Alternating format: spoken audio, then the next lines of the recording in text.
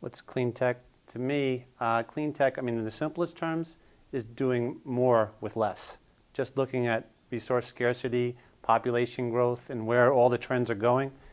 In the end, be it fossil fuels or other materials, in simplest terms, it's going to be doing more with less, recycling, whatever it is, having less input, but still having the same output as a product.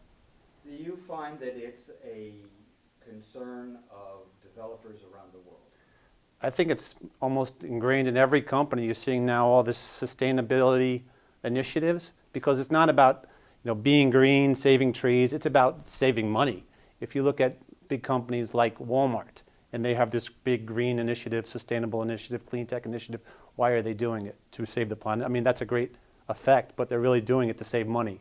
So think of packaging, for example. If they have some product and they're using 20% less packaging, guess what? That's 20% less cost. So it's more of a, obviously we're having major trends in population growth, et cetera, but it's also about cost and having a more sustainable business and using less product and having less costs. And it's not just companies. It's governments are thinking about the policies they have to have in their countries because of, in some countries, because there is no money, and in some countries like the BRIC, and now what's called the BRICSAT countries, adding South Africa and Turkey, these are dynamic economies that are in fact growing in the midst of a world recession.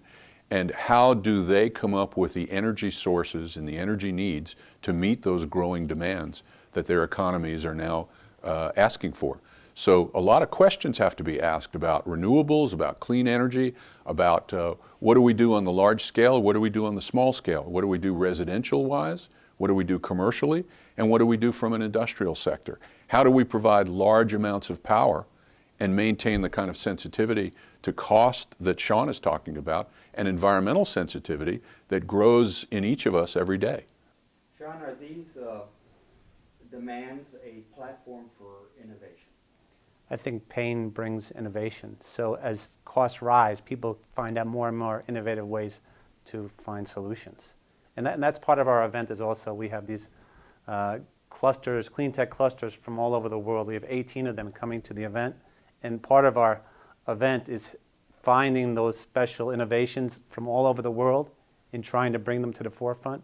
And then we'll be highlighting those innovations specifically in Savannah in November. Can you give us an example? In different parts of the world, I think, for example, in Finland, they have an amazing company called Switch, which has a totally new innovation in how to harness wind and store wind power, which could be really transferred from Finland to other parts of the world. So maybe the same technology in Finland can now be used in India or in the US. So that's another part of the event, to bring those people together, bring those innovations together, because it's not just about the US or Europe or Africa. It's really about taking these great innovations and bringing them across the globe where they fit the best. Craig, doesn't this fit into a theme that Savannah is trying to promote as a center for innovation? It really does, Phil. And in fact, this fall that we're promoting because of other conferences that are taking place in Savannah, this is the season of innovation in Savannah.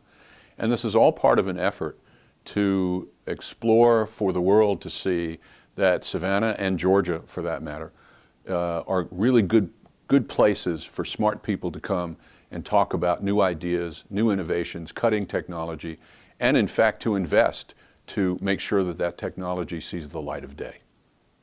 What's it going to take to make this a tremendous success? Well, we have, thanks to Shawn and his colleagues, we have a lot of great participants coming from around the world, and we want to grow that. But it also takes an investment on the part of sponsors. We have great sponsors that really kicked us off from both companies and from government sectors.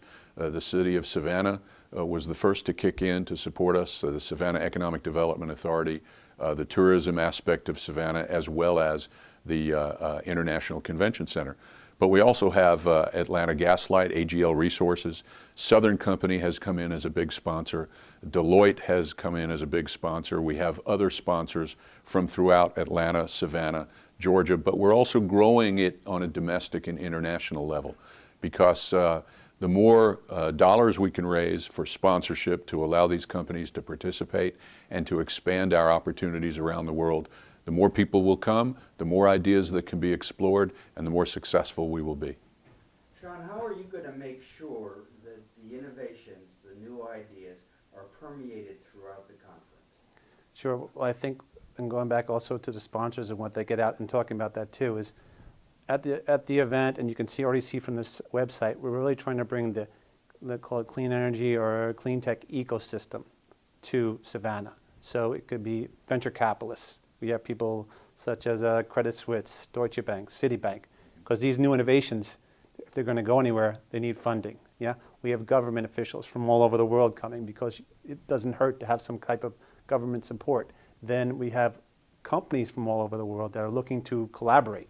So if you have a great innovation in Sweden, they need to find a partner in the US. They need to find a partner to distribute their product in Asia. So this is kind of a central hub where people can come to make those high-level connections. So that'll really progress whatever innovation you have. You have the opportunity in one spot to see those people. What can be the best takeaways for Savannah from this conference? Well, I think the very best takeaway for Savannah from this conference, Phil, would be clearly companies saying, wow, there are some really smart people here. We like the gracious hospitality we're receiving here, and we think this is a pretty good place to invest. And if we're thinking about doing business in the United States, for those that are not currently, this would be a pretty good place for us to land. And we want to encourage those companies, while they're in Savannah, to spend some time looking around. We'll show them what we've got, aside from the conference itself. We want it to be like a red carpet tour for potential investors. And I'd love to have that mission to make Georgia really the clean energy and sustainable capital of the South. So this is a great way to really highlight what's going on in Georgia. And also the takeaways that what I'd like to see for the people coming to the event is make those connections that are valuable that they can use in the future. Whether or not they stay here after the conference, we want them to always think of Savannah as a place where a lot of smart people come and get together and talk about energy policy, energy innovation, energy technology. Keep in mind that Georgia does not produce a lot of its own energy. We import our energy, with the exception of wood chips made from the cellulose that we do have in the state. But everything else we bring here. But why not have Georgia as a place where smart people discuss what ought to be in the energy sector in the world, and where things can happen, where great technology can be manufactured, where great minds are coming together with great ideas.